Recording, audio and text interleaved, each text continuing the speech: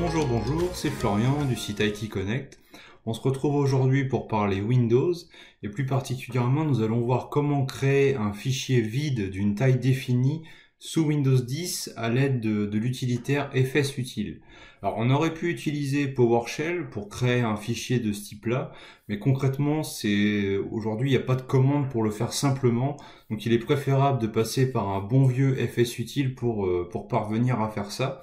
Alors ce que je vous propose, c'est directement de partir sur la démo, puisqu'il n'y a pas nécessité d'avoir d'explications supplémentaires pour l'instant.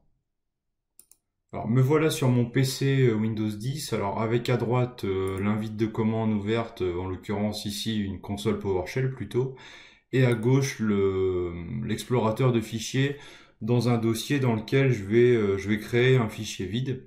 Alors l'intérêt c'est de pouvoir créer un fichier de la taille que l'on souhaite, plutôt que de chercher sur son PC un ISO ou une vidéo ou je ne sais quoi d'une taille qui correspondrait à peu près à ce que l'on recherche pour faire un test par exemple de copie de fichiers à travers le réseau notamment, ça peut servir à ça.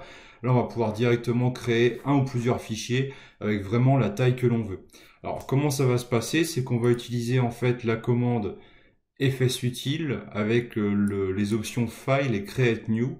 Alors je vais vous mettre directement un exemple ici dans la console. Donc voilà, donc on précise utilitaire fsutil, ensuite File, Create New, le chemin vers le fichier. Donc là c'est dans c2.temp fsutil mon fichier.txt. Donc le fichier s'appellera mon fichier.txt et il aura une taille de 100 mégas. Donc la taille doit être exprimée en octets. Je vous ai mis dans l'article associé sur IT Connect quelques exemples de taille, notamment pour 50 MO, 100 MO et 1 giga, ce qui vous permettra de récupérer directement les valeurs plutôt que de faire un rapide calcul. Alors si j'exécute cette commande-là, hop, donc là il me dit le fichier a été créé, et on peut voir effectivement à gauche que le fichier est bien apparu ici, donc mon fichier.txt avec une taille de 102 400 kilooctets. Et ici, on peut voir en bas que c'est bien un fichier de 100 MO que je viens de créer en une fraction de seconde finalement sur mon PC.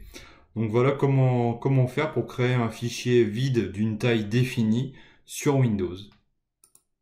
J'espère que cette rapide vidéo vous aura plu. N'hésitez pas à vous abonner à notre chaîne YouTube pour ne rien rater des prochaines vidéos. Et on se retrouve très vite.